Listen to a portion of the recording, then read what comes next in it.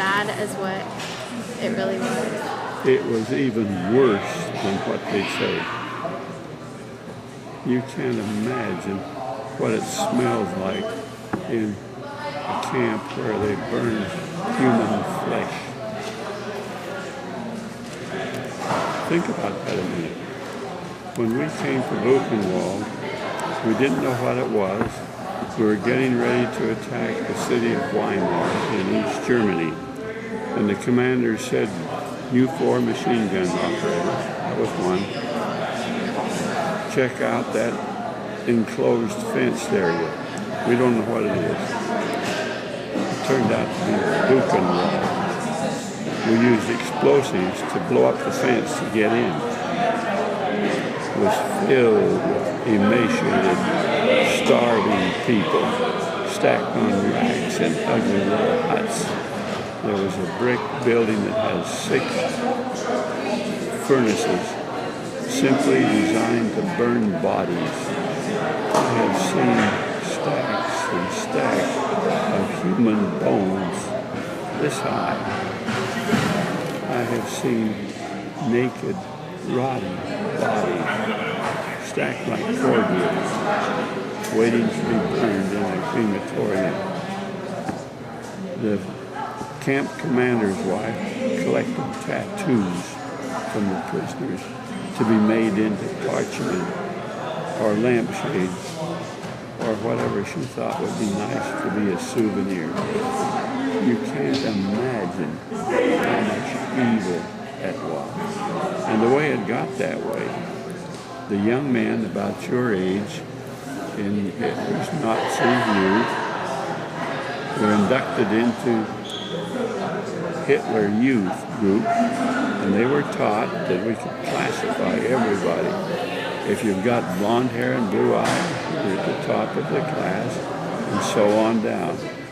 Jews are non-human, and your job is to learn to be an SS officer, and you will follow the armies as they invade Poland, Austria, Czechoslovakia, Yugoslavia, and hopefully England. And you will go around and gather out all the Jews to be shipped to the camps, to be whipped to death, or to be gassed to death. When I saw all of that, I was so angry. I wanted to kill every German I could find. So if you have people telling you there's less than what you read about, they don't know what they're talking about. I was there. I saw it.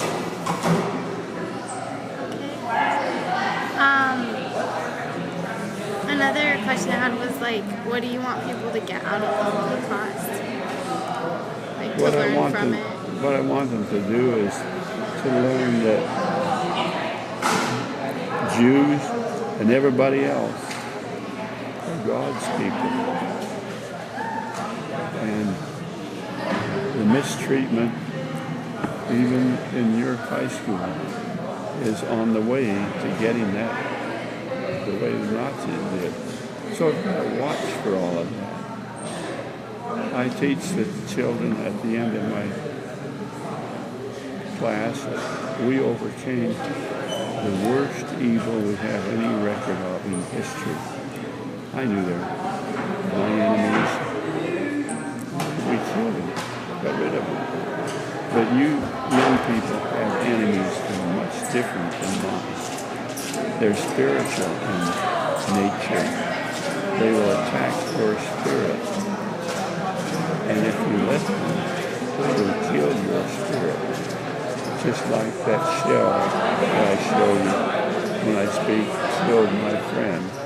Your enemies are lying, cheating, stealing, abuse of illegal drugs, pornography, hatred of others not like yourself, racism, bullyism. All of these are spiritual enemies, and they will kill your spirit if you let them. That's what I want everyone to learn.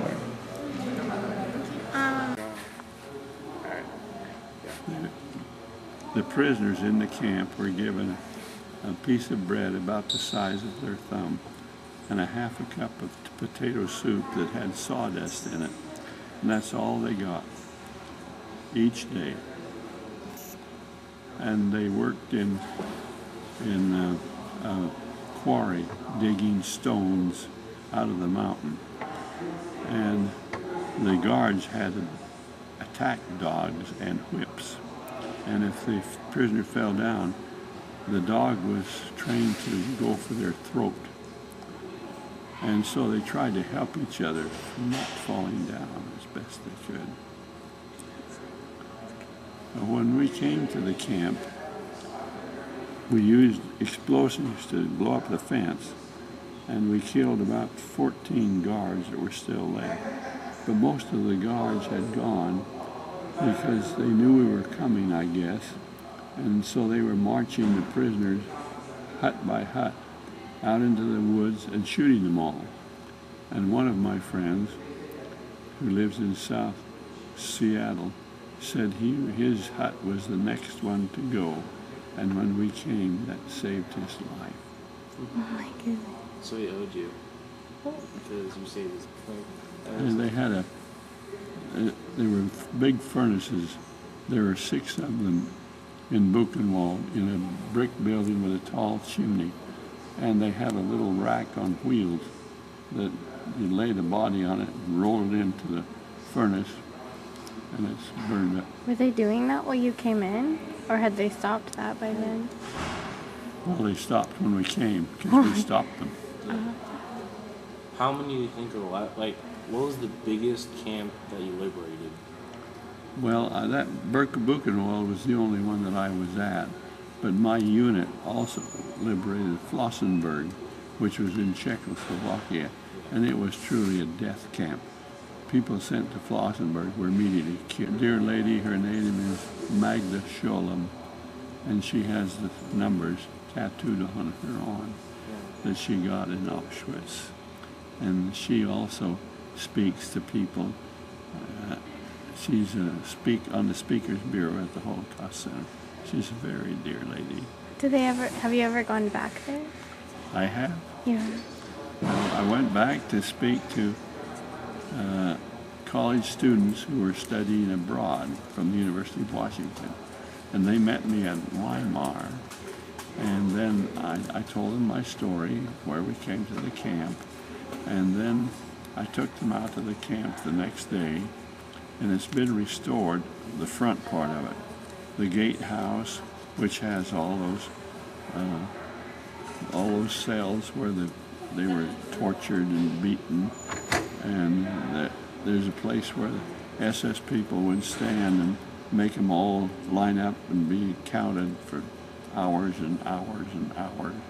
And then there's a clock, and the clock is stopped at 10:15 when the gates were finally open. And the fence and everything is totally restored for the front of it. And I took these students around to the north side where we came through. There's no wires fencing now, but there were steel posts sticking up where they were. And my grandson was with me, and he climbed up and put American flag on each one of those posts. We left them there. Oh.